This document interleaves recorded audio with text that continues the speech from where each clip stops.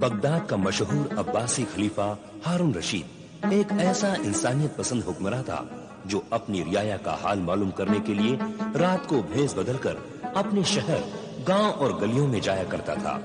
इस तरह खुशहाल और जगमगाते हुए बगदाद के अलिफ लैलवी दिन और रातों से बहुत सी अजीबो गरीब हैरत अंगेज दास्तानों ने जन्म लिया। एक दिन भेष बदले हुए खलीफा हारून रशीद एक गली से गुजर रहा था। सादिका, हमें अंदर जाने दे।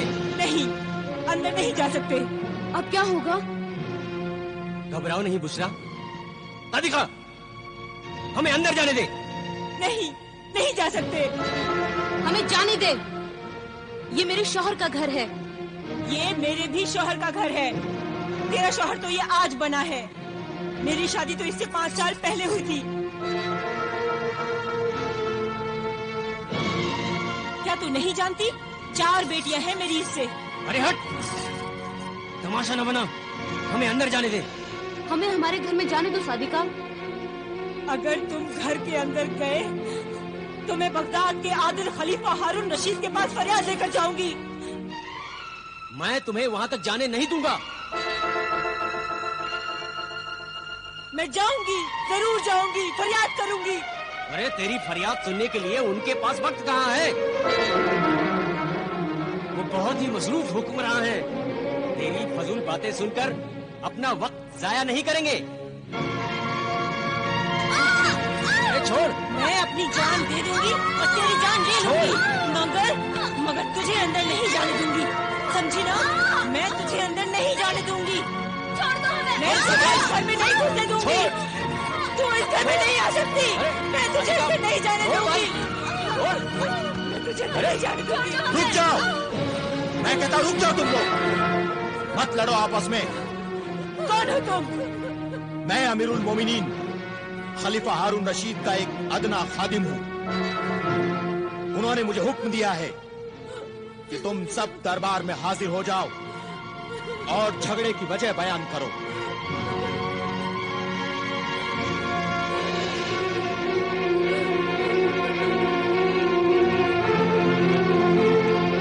बयान कर फरियादी ज़ौजे रफीक, बयान कर।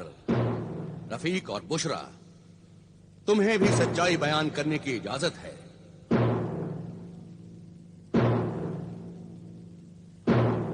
आखिर इस लड़ाई की बुनियाद क्या है?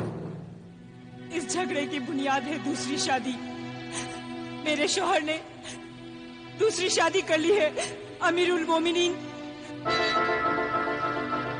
अमीरुल मोमिनीन, हमारे मजहब इस्लाम ने दूसरी शादी की इजाजत दी है। मगर किन हालात में दूसरी शादी की इजाजत दी है? अगर औरत बांझ हो या बच्चा पैदा करने के लायक न हो या फिर मुसलसल हमेशा बीमार रहती हो। और दूसरी शादी करने के लिए अगर पहली बीवी इजाजत दे तभी शौहर दूसरी शादी कर सकता है। क्या तुमने अपनी दूसरी शादी करने से पहले अपनी पहली बीवी से इजाजत ली थी? जी नहीं। तो फिर तुम गुनहगार हो। तुमने अपनी पहली बीवी पर जुल्म किया है और मजहब इस्लाम को बदनाम किया है। मगर इसमें मेरा क्या कसूर है अमीरुल मोमिनीन? कसूर है हुजूर, कसूर है, बहुत बड़ा कसूर है।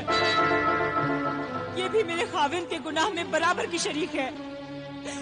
तुमने या तुम्हारे माँ बाप ने मुझसे आकर पूछा मुझसे आकर कि मैंने अपने शौहर को दूसरी शादी की इजाजत दी है या नहीं? और अब ये जुल्म मैं बर्दाश्त कर रही हूँ अमीरुल मोमिनीन। तुम्हारा इल्जाम सही है मजलूम सादिका। आखिर तुमने दूसरी शादी क्यों की? क्योंकि इस बीवी से मेरी 4 लड़कियां पैदा हुई, इससे कोई लड़का पैदा नहीं हुआ।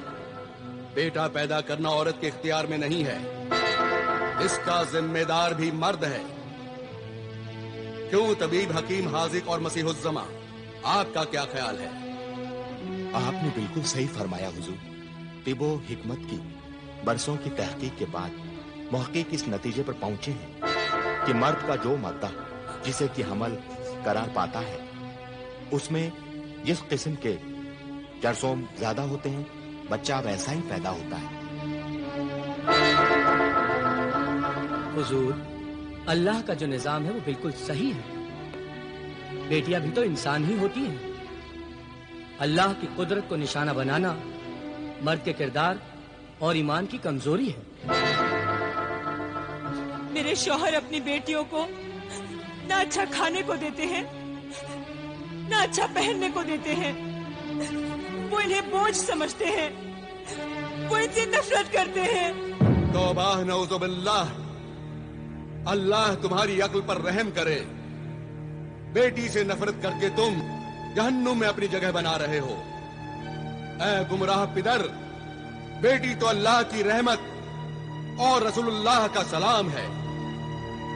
क़यामत के दिन औलाद को बाप के नाम से नहीं, माँ के नाम से पुकारा जाएगा।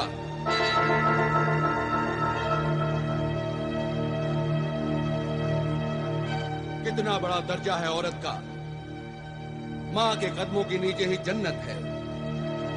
ये दुनिया औरत के लिए ही बनाई गई है। औरत ने ही बड़े बड़े पैगंबरों को पैदा किया। बड़े बड़े वली अल्लाह, दरवेश, कौम के रहनुमा और मुजाहिदों ने माँ की गोद में ही परवरिश पाई है।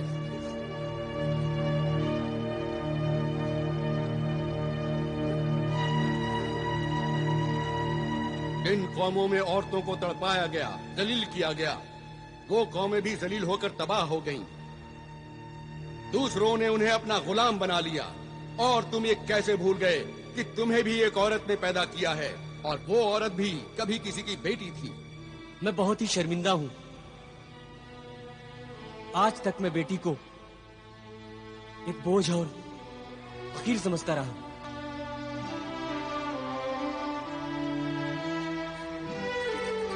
आज आपने मेरी आंखें खोल दी और मुझे बता दिया कि बेटी का दर्जा क्या होता है।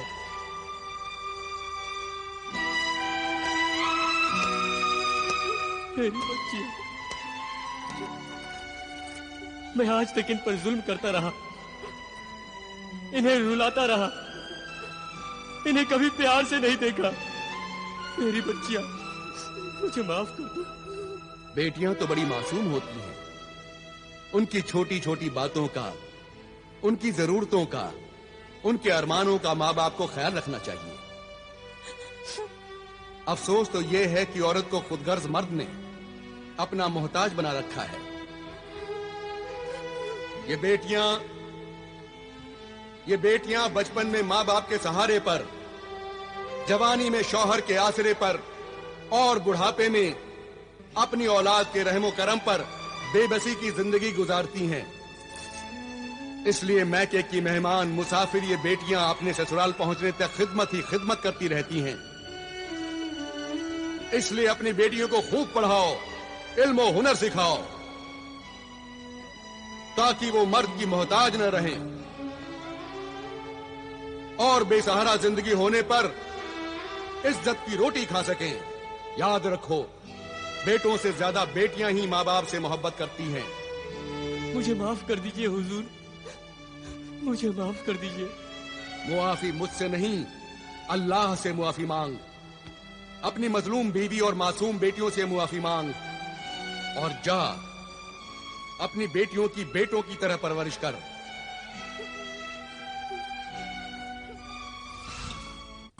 ये हुक्मरान खलीफा सिर्फ तख्त पर बैठकर हुकूमती नहीं करता, बल्कि एक मुशफिक बाप, एक मजहबी आलिम, एक रोशन दिमाग उस्ताद की तरह अपनी रियाया के मसाइल में दिलचस्पी लेता है। सिर्फ दिलचस्पी ही नहीं लेता, उनके मसाइल हल करता है और जीने का सलीका सिखाता है।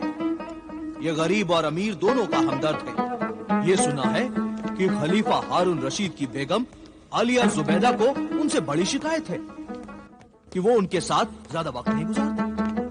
ताज्जुब है। हुजूर अनवर, आज हमारी तबीयत थी कि हम आपके साथ उस नहर के किनारे चहलकदमी करें जो आपने हमारे लिए नहर जुबैदा बनवाई है। यकीनन हमें बहुत ही खुशी होती बेगम आलिया, लेकिन आज आप हमें मुआफ फरमाएं। शाम होने वाली है और हमें अपना फर्ज अदा करने के लिए महल के बाहर जाना होगा। आप जैसे फर्जशनास शौहर की बीवी होना तो हमारे लिए बाइसे फख्र है। और ये तो हमारे लिए और भी खुशी की बात है कि जो वक्त बीवी के साथ गुजारने के लिए होता है वो भी आप अपनी रियाया की भलाई और खिदमत में गुजारते हैं। इसके लिए तो हम वाकई आपके एहसानमंद हैं बेगम, जो ये कहकर आपने हमारी हौसला अफजाई की है।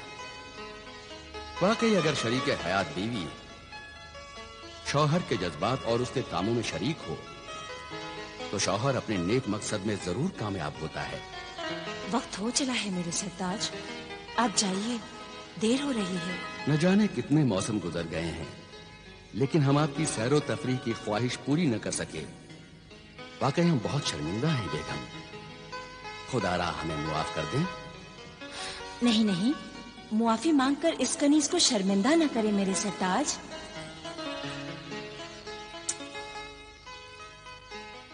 जब बीवी अपने शौहर की हर ख्वाहिश को अपनी खुशी बना लेती है तो उसे किसी बात का अफसोस नहीं होता।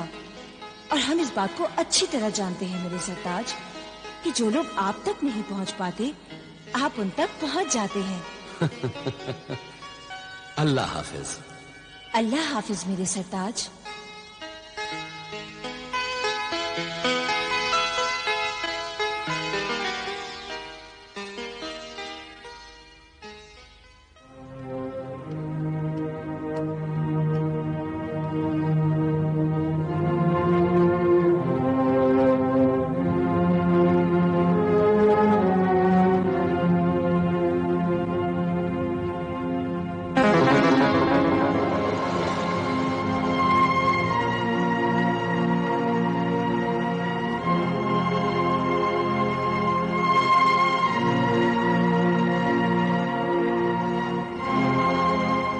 चलिए वजीर आजम।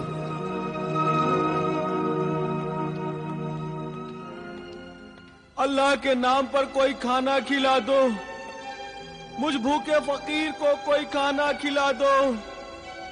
मैं 3 दिन से भूखा हूँ, कोई फकीर को खाना खिला दो, नहीं तो मैं भूख से तड़प तड़प कर मर जाऊंगा। मुझे कोई खाना खिला दो, अल्लाह के नाम पर कोई।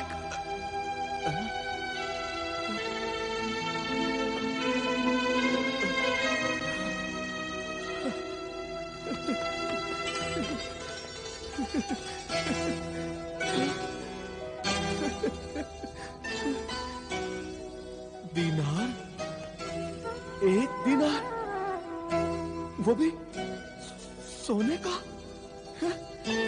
शुक्रिया ऐ मेरे मोहसिन सखी, तेरा बहुत बहुत शुक्रिया। अल्लाह तुझे खुश रखे। जाओ बाबा, नान भाई की दुकान पर जाओ और जो दिल चाहे वो खरीद कर खाओ। खूब पेट भरकर खाना खाना। शुक्रिया है मेरे सखी, तूने मेरा कितना ख्याल रखा कि तूने मुझे सोने का 1 दीनार दिया। तू चाहता तो चांदी का 1 दिरहम भी दे सकता था, मगर तू जानता है कि मैं 1 दीनार लेकर अपनी मनपसंद का खाना अच्छे से खाऊंगा और इसमें से जो रकम बचेगी वो मैं बचा कर रखूं ताकि मैं आइंदा भी भूखा न रह सकूं, पेट भरकर खाना खा सकूं। शुक्रिया मेरे मोहसिन सखी, तेरा बहुत बहुत शुक्रिया। मेरा शुक्रिया अदा करके मुझे शर्मिंदा न कर। शुक्रिया तो उस अल्लाह का जिसने मुझे इस लायक समझा कि मैं तेरी खिदमत कर सकूं।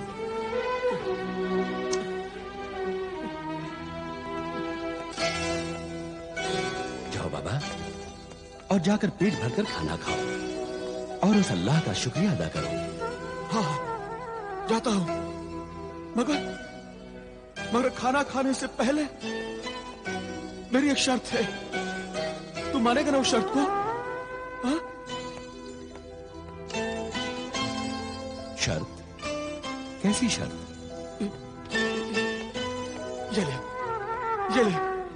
ये कोड़ा ले और मेरी पीठ पर 3 कोड़े मार। 3। जब तू 3 कोड़े मारेगा तभी मैं खाना खाऊंगा। क्या तू पागल है नाबीना फकीर? नहीं, मैं पागल नहीं हूं। मैं पूरा होशो हवास में हूं। ये कोड़ा ले और इस पीठ पर मुझे 3 कोड़े मार ले। जिसने मुझे भीख दी है, जब वो मुझे कोड़े मारेगा तभी मैं खाना खाऊंगा। नहीं, मैं तुम्हें कोड़े नहीं मारूंगा। मैं अपने हाथों से ये जुल्म नहीं कर सकता। जाओ बाबा और जाकर खाना खाओ। तो फिर ठीक है, मैं खाना नहीं खाऊंगा। जाओ बाबा, तुम हमें परेशान कर रहे हो। अरे परेशान तो तू कर रहा है मुझे। ये ले कोड़ा और मेरी पीठ पर 3 कोड़े मार। रहम कर, मुझ भूखे पर रहम कर। नहीं, मैं तुम्हें कोड़े नहीं मारूंगा। नहीं, तू नहीं मारेगा कोड़े? ठीक है, फिर अपना 1 दिनार भी ले ले। मुझे नहीं चाहिए तेरा ये दिनार। अल्लाह के नाम पर मुझ भूखे फकीर को कोई खाना खिला दो। अल्लाह के नाम पर कोई खाना खिला दो। अल्लाह के नाम पर कोई खाना खिला दो। मैं 3 दिन से भूखा हूँ। मैं बहुत परेशान हूँ वज़ीर आज़म। कोई खाना खिला दो। इस फकीर की भूख, इसकी पुकार, इसकी फरियाद खाना खिला दो। मैं तुम्हें सुन सकता हूँ और नहीं देख सकता हूँ। ए नूर वालो, मुझ बेनूर को कोई खाना खिला दो। तरस खा मुझ बेनूर पे, कोई खाना खिला दो। इस अंधे भूखे फकीर को मारने के लिए मेरे हाथ कैसे उठ सकते हैं? न तो मैं इसे कोड़े मार सकता हूँ और न ही मैं इसकी भूख मिटा सकता हूँ। अल्लाह के नाम पर कोई खाना खिला दो। खाना खिला दो, नहीं तो मैं भूख से मर जाऊंगा। कोई खाना खिला दो। या अल्लाह, तू मेरी नेकी और सब्र का कैसा इम्तिहान ले रहा है। रहम कर मुझ पर और रहम कर इस बूढ़े फकीर पर। या अल्लाह, कोई खाना खिला दो मुझे।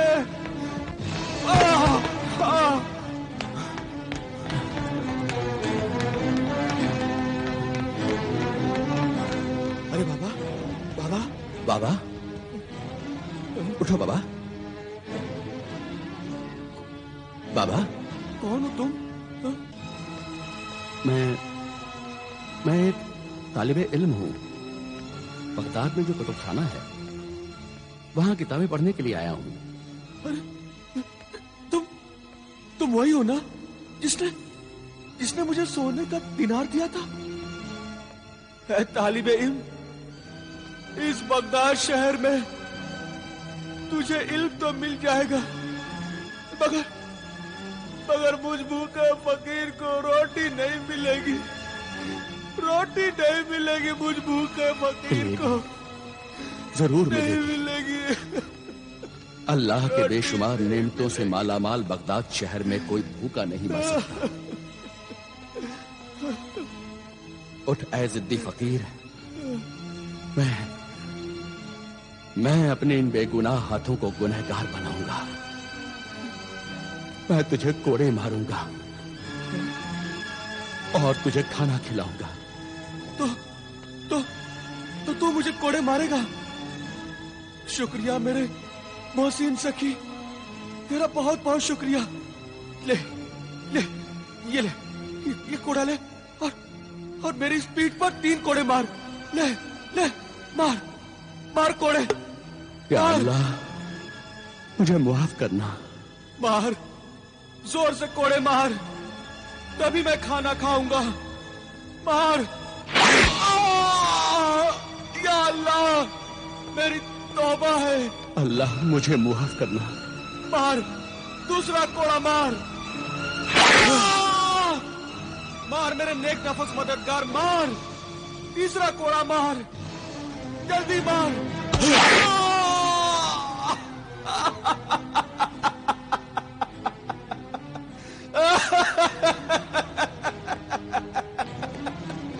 अल्लाह, अब वो दिनार दे दे और मेरा कोड़ा भी।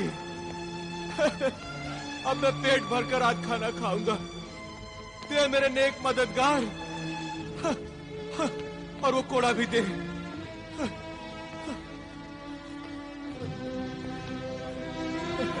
आज मैं पेट भरकर खाना खाऊंगा, पेट भरकर खाना खाऊंगा मैं, पेट भरकर खाना खाऊंगा।